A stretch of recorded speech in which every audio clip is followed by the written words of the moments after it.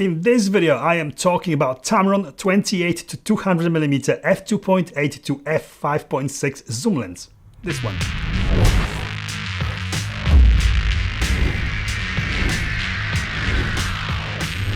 If this is your first time on my channel, my name is Pav, and here I talk about all things photography and video, cameras, lenses, reviews, tutorials and more. If this is something that you are interested in, then please consider subscribing and follow me on Instagram for photos from all the lenses and cameras that I review here as well. I'll be honest with you. 2 weeks ago, if anyone asked me if I could recommend any of the super range zooms like this 28 to 200mm, I'd definitely say don't bother. Although I didn't have an experience using them, my knowledge, or should I say perception about them, was that they are just glorified kit lenses and lenses that can't deliver anything interesting, and lenses that certainly are more troublesome than any other shorter range and wider aperture zooms. I must admit, I was wrong. Before I go into it, I must say that I have this lens on loan from Tamron UK for this review. However, as always, I was not asked or paid to say anything specific about it, so everything I say and show you in this video is my honest opinion about this lens. I was convinced that 28 to 200mm will be certainly bad at either end of the zoom. I heard something somewhere that optically there is just too much of the focal difference for lenses like this to work properly, and it's all just a gimmick. This is not the case here at all. First thing you notice shooting with this lens is the sharpness and really high image quality it delivers across its full zoom range. The impressive thing is that optically this is actually way better than a lot of more expensive lenses. Minimal flaring, almost no chromatic aberration, not much anyway, certainly less than with majority of wide aperture primes, and great colors and contrast straight out of the box, but without any doubt its biggest feature is this big zoom range. You get moderate wide angle and telephoto built into one, making it a perfect choice for travel and when you just don't want to keep changing lenses every 2 minutes. Zoom like this is not exactly new or unusual feature, but here Tamron certainly concentrated on that image quality and slightly wider aperture. The super zooms usually have more of the zoom range and not as wide minimum aperture opening. Here Tamron's trade-off is shorter zoom range than usual 24 to 240mm like on its closest rival, the Sony FE lens, but also the aperture is wider throughout its full zoom range. At its wide ends at 28mm, this lens is rocking really respectable f2.8 wide aperture. This is something not really that important as the bokeh goes, or overlook or separation between your subject and the background when shooting anything wide, but really nice when going closer for that unusual wider perspective look, and obviously a feature that will help shooting in the lower light conditions. But as soon as you start zooming in, the minimal aperture changes and aperture closes down all the way to f5.6 at 200mm.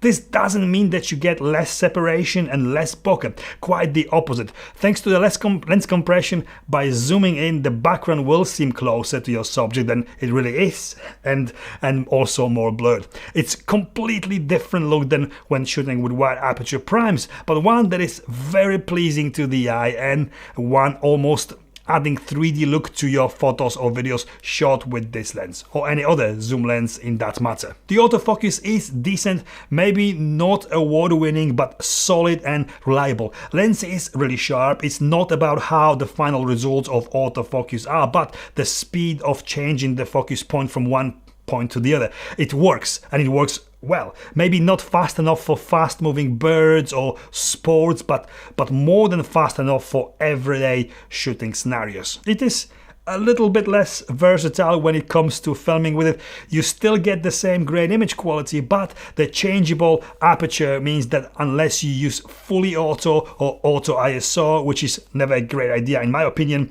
the picture will go darker when zooming in due to the aperture closing from f2.8 to f5.6. If you don't zoom while filming, then this is a pretty good choice for pretty much anything. No optical in lens stabilization means that you have to rely on the camera's IBIS, which in my opinion using a7 III works pretty well with this lens. Also, because the lens is fairly small and light, it can be used easily on a gimbal. The issue I had was the autofocus. It works well most of the time, but comparing it to a lot of other lenses in my experience, it was occasionally losing the tracking of my subject momentarily. Not a biggie, something easily manageable, and considering how good overall AF is with Sony cameras, it's not something to really complain about. I also need to mention that a good thing is that there is literally no focus breathing at all focal lengths. Build quality, it's all plastic, but it feels very solid and well made, small for a zoom lens and weighing only 575 grams. The lens extends quite a bit when zooming in.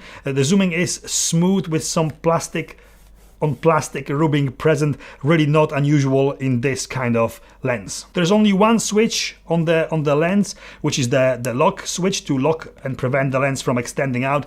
No AF on and off switch or anything else. Standard for all current Tamron's 67mm filter thread.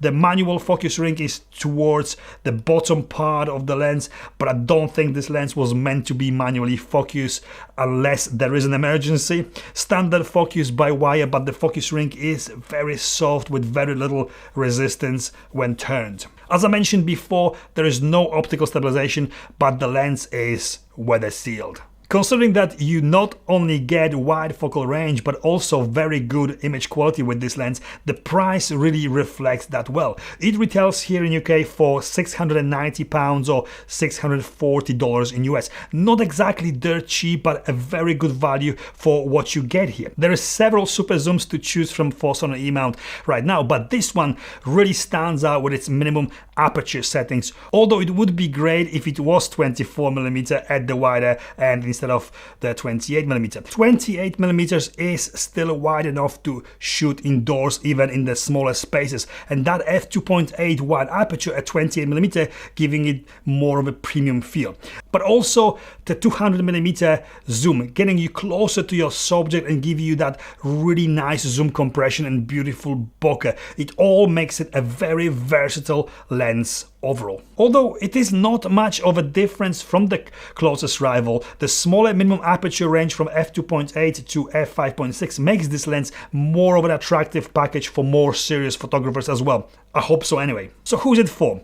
I think the perception is that this is an upgrade from your standard kit lens and a lens that mostly be used by someone who has no idea about photography and just wants to have that zoom range to photograph the kid's birthday party in fully auto. But there is so much more to this lens. For starters, it delivers really good quality images. It is fairly small and certainly light for any kind of zoom lens. That makes it a perfect travel companion even for a seasoned and experienced photographer. It gives you a focal range wide enough to shoot landscape and candid street photography without people knowing that you are actually taking photos of them. Legally, of course. Also, I really think it's a good enough for professional work. Unless you are a total lens snob who wouldn't be seen with a super zoom on your camera when charging money for taking photos. This can surely deliver results even most savvy clients wouldn't dismiss. I think it's a great and very versatile portrait lens too. It's all about the final results,